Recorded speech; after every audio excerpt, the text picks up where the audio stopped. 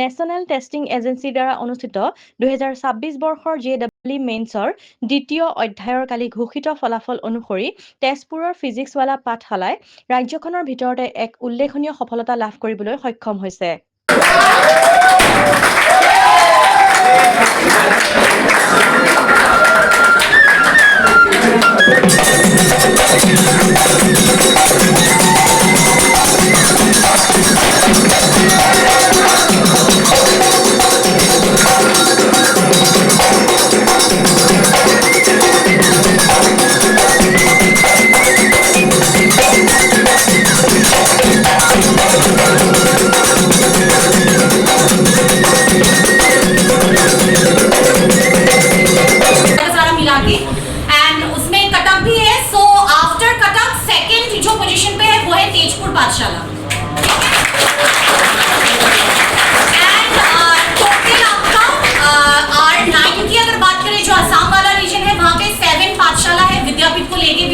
वहां से भी best ever result बनाया है भरद्वाज बोरा ने विद 98%।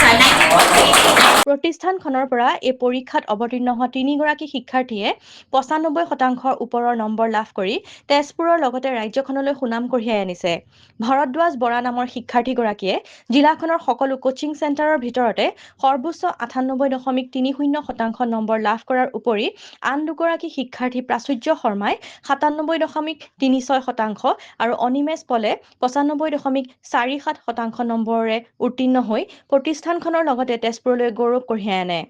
ৰিজাল্ট আহিল কালি, আজি বহুত ভাল লাগিছে। 2 বছৰ কষ্ট কৰি ইমান আহি পাইছো আৰু তাকে মা দেউতাহঁতৰ আশীৰ্বাদ আছিল আৰু বা আৰু দাদাহঁতৰ সহায় সদায় আছিল আৰু ছাৰহঁতেতো সদায় সহায় দিলে। কোচিঙৰ পৰা বহুত ছাপোৰ্ট থাকিল। তাকে আজি পৰিণাম পাইছো মই। JEE মেইনছত 98.3% পাইছো। ইনষ্টিটিউটত ভালে লাগিছিল, ছাৰহঁতৰ সদায় মানে ছাপোৰ্ট থাকিল। চ' ছাপোৰ্ট মানে সেইটোৱে মটিভেট কৰাই ৰাখিলে ছাৰহঁতে যে 2 বছৰ মানে কষ্ট কৰিবই লাগিব। 2 বছৰ মানে এনেকা লাগে যেন অকলে আছো, চব লগৰবিলাক বেলেগত আছে। 2 বছৰৰ পিছত মানে পৰিণামটো পাই তেতিয়া ভাল লাগে। মোৰ নাম অনিমেষ পল। মই JEE মেইনছত 95.5 স্ক'ৰ কৰিলোঁ এবাৰ। তো কালি ৰিজাল্ট ওলালে এখন ইয়াত ভাল লাগিছে, কাৰণ 2 বছৰ মই পঢ়িছিলোঁ 11-12, তাত ৰিজাল্টটো নহ'ল যোৱা বছৰ।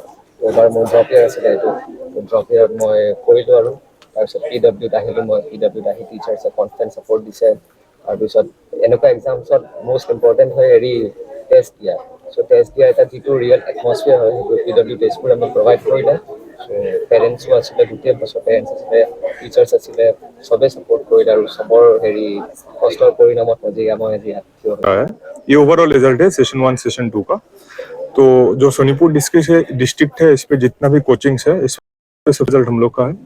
टॉप भरद्वाज बोरा ने किया है। ये हम लोग का क्लासरूम स्टूडेंट है, 2 साल का। इसे 98.3% ओवरऑल स्कोर किया है, फाइनल परसेंटाइल इसका। बाकी 2 MIP का स्टूडेंट है हम लोग के पास।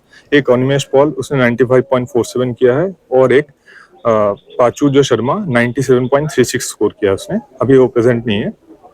तो ओवरऑल सर मतलब PW को, ब्रांड को रिप्रेजेंट कर रहा है इन लोग कि बहुत अच्छा रिजल्ट है हम लोग का। ओवरऑल आसाम पे पाठशाला वाला सेगमेंट पे देखा जाए तो हम लोग का टॉप रिजल्ट है इस साल सबसे। फर्स्ट ईयर हम लोग ऑपरेट कर रहा है और हम लोग सोचेंगे कि नेक्स्ट ईयर और अच्छा रिजल्ट आए, 99% के लिए पुश करें। इन लोग के लिए एडवांस के लिए अभी मौका है। होप सो कि इन लोग IIT पहुंच जाए। सब लोग सर ओवरऑल टीम एफर्ट है, एकेडमिक्स नॉन एकेडमिक्स सब लोग का टीम एफर्ट है। बाकी मेहनत देखिए इन लोग को करना होता है।